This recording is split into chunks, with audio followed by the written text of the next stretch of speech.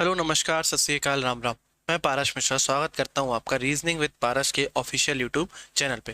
जैसा कि आप लोगों को खबर लगी गई होगी कि एसएससी सीजीएल की 2025 का ऑफिशियल नोटिफिकेशन आ चुका है, तो ये वीडियो उसी से रिलेटेड होने वाली है। सीजीएल के बारे में कंप्लीट जानकारी मैं आपको देने वाला हूँ। जानकारी में क्या क्या हुआ, important dates, total vacancies, age limit, qualifications, exam pattern, exam syllabus, exam date और सैलरी, सभी पॉइंट पर बड़े विस्तार से जानकारी बड़े विस्तार से हम बात करने वाले हैं, तो देखते रहिए इस वीडियो को।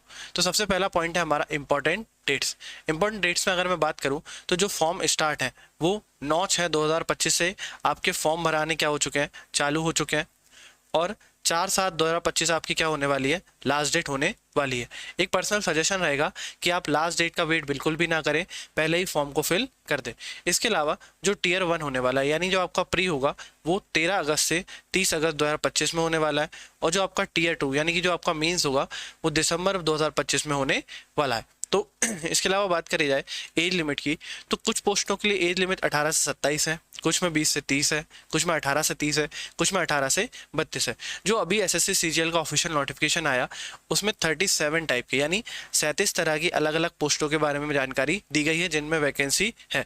तो कुछ में 18 से 27 है, कुछ में 20 से 30 है, कुछ में 18 से 30 है, कुछ में 18 से 32 है, जिनके बारे में हम आगे वीडियो में डिस्कस करने वाले हैं। अगर मैं आपसे एज रिलैक्सेशन की बात करूं तो एससी एसटी के लिए 5 साल के लिए, ओबीसी के लिए 3 साल का रिलैक्सेशन आपको देखने के लिए मिलेगा।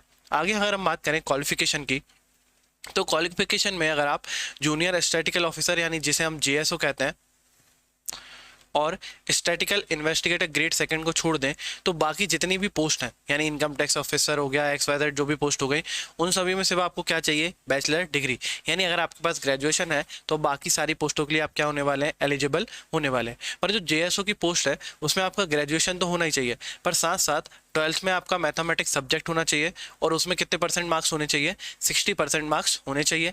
या इसके अलावा जो आपने बैचलर डिग्री करी है उसमें आपका एक सब्जेक्ट क्या होना चाहिए, स्टैटिक्स। सेम स्टैटिकल में बात करी जाए तो आपकी जो डिग्री है उसमें क्या होना चाहिए, एक सब्जेक्ट स्टैटिक्स होना चाहिए। अगर हम आगे बात करें तो जो फॉर्म फीस है वो अनरिजर्व कैटेगरी, ईडब्ल्यूएस और ओबीसी के लिए जो फॉर्म फीस होगी वो कितनी होगी, 100 रुपये। इसके अलावा जो भी कैंडिडेट्स हो, जो मतलब एसएस सॉरी जो एससी के कैंडिडेट हो, वुमेन हो, एसटी के हो, जिनकी बेंचमार्क डिसेबिलिटी हो, एक्स सर्विसमैन हो, उनके लिए कोई भी फीस चार्ज नहीं की गई है। आगे देखा जाए तो टोटल नंबर ऑफ वैकेंसीज कितनी है, 14,582। और हाई लेवल ऑफ पॉसिबिलिटीज है कि ये जो वैकेंसीज है ये बढ़ेंगी ही बढ़ेंगी, और मेल और फीमेल दोनों ही कैंडिडेट इसके लिए अप्लाई कर सकते हैं।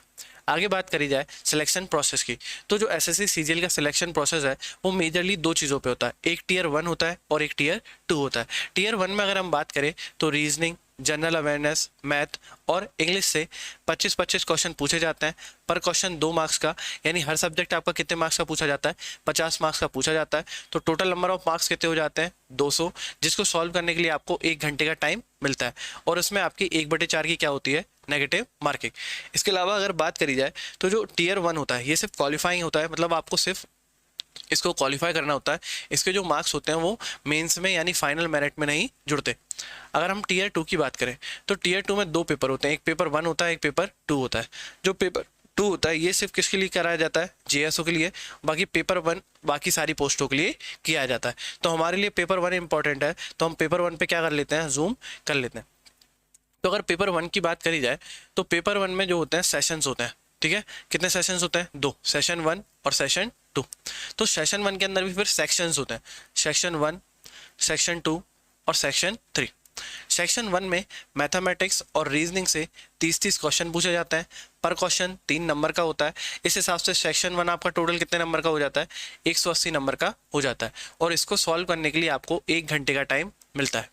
सेक्शन 2 में बात करा जाए तो आपको इंग्लिश और जनरल अवेयरनेस के 45 और 25 यानी टोटल 70 क्वेश्चन देखने को मिलते हैं, पर क्वेश्चन 3 नंबर का होता है। और ये जो सेक्शन है आपका कितने नंबर का हो जाता है, 210 नंबर का हो जाता है। जो सेक्शन 3 होता है इसमें आपसे कंप्यूटर के क्वेश्चन पूछे जाते हैं, क्वेश्चन के नंबर 20 होते हैं, पर क्वेश्चन 3 नंबर का। और कितने क्वेश्चन पूछे जाते हैं, 60। और इसको सॉल्व करने के लिए आपके पास 15 मिनट का समय होता है। और सेक्शन 2 के लिए भी आपके पास कितने का टाइम होता है, 1 घंटे का समय होता है। इसको सही से लिख देते हैं, क्या इतना घंटा समय होता है? 1 घंटे। यानी सेक्शन 1 के लिए 1 घंटे, सेक्शन 2 के लिए 1 घंटे, और सेक्शन 3 के लिए आपको कितना टाइम मिलता है? 15 मिनट का टाइम मिलता है। पर जो सेक्शन 3 है ये सिर्फ क्वालिफाई होता है, ये सिर्फ आपको क्या करना पड़ता है? क्वालिफाई करना पड़ता है। इसमें आपको मिनिमम 30% मार्क्स लाने होते हैं और आप इसमें क्या हो जाते हैं? क्वालिफाई। इसके जो मार्क्स हैं वो आपके फाइनल मेरिट में नहीं जुड़ते। फाइनल मेरिट सिर्फ 180 प्लस 210, 390 में से आपकी क्या होती है? फाइनल मेरिट बनाई जाती है। इसके अलावा जो सेशन 2 होता है इसमें आपका डाटा एंट्री स्पीड टेस्ट कराया जाता है, यानी आपका टाइपिंग टेस्ट कराया जाता है। जो एक पैराग्राफ दिया जाता है जिसको आपको टाइप करके बताना होता है, इसके लिए आपको 2000 की इंप्रेशन दिखाने होते हैं। इसको अगर आप कैलकुलेट करेंगे तो ये लगभग 27-28 वर्ड पर मिनट होती है। अगर हम आगे बात करें सैलरी की, तो देखिए हम अगर भारत में बात करें तो भारत में मेनली 4 टाइप की पोस्ट होती है, grade A, grade B, grade C और ग्रेड डी। तो ग्रेड ए के पेपर तो यूपीएससी कराता है, आईएएस आईपीएस वाले, और उसके अलावा जो सारी पोस्ट होती है वो किसके अंदर आ जाती है? एसएससी के अंदर आ जाती है। डिपार्टमेंटल पोस्ट की बात ना करें तो एसएससी के अंदर grade A, grade B, grade B, grade C, grade D तीनों ही पोस्ट होती हैं, और सीजीएल के अंदर ग्रेड बी और ग्रेड सी दोनों पोस्ट आती हैं। इसमें लेवल 7 से लेके लेवल 7, 6, 5 और 4 इन सब का क्या होता है? बेसिक पे आपको मिलता है। तो वही है कि लेवल 7 में आपको टोटल 16 पोस्ट सामने दिख रही हैं, जिसमें कौन कौन है? इंटेलिजेंस ब्यूरो है, मिनिस्ट्री ऑफ रेलवे है, मिनिस्ट्री ऑफ एक्सटर्नल अफेयर है, और भी कई सारी मिनिस्ट्रीज की यहाँ पे पोस्ट दी गई हैं। तो ये पोस्ट है, ये उनकी क्या है? एज लिमिट है। यहाँ पे ग्रुप बी है, और ये किसकी पोस्ट है? लेवल 7 की। ऐसे ही यहाँ पे लेवल 6 की पोस्ट दी गई है, यहाँ पे लेवल 5 की दी गई है, यहाँ पे लेवल 4 की दी गई है। तो आप इनको डिटेल से देख सकते हैं, जिसका आपको नोटिफिकेशन, यानी जो भी मैंने आपको अभी सारी चीज़ें दिखाई, ये एसएससी के ऑफिशियल नोटिफिकेशन में है। ये पूरा नोटिफिकेशन मैंने टेलीग्राम चैनल, कहाँ पर? Telegram channel reasoning with Paras, reasoning with Paras पर आपको ये पूरा क्या मिल जाएगा?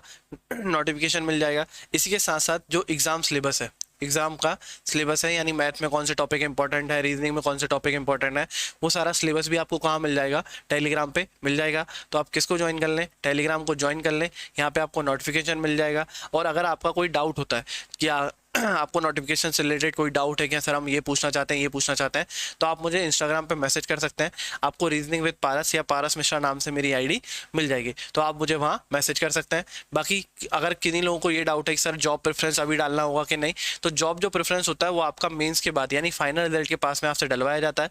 अभी आपको नॉर्मल फॉर्म फिल करना है, जिसमें आप ज़्यादा देरी ना करें। बाकी आपके फ्यूचर एग्जाम के लिए all the best. Thank you very much.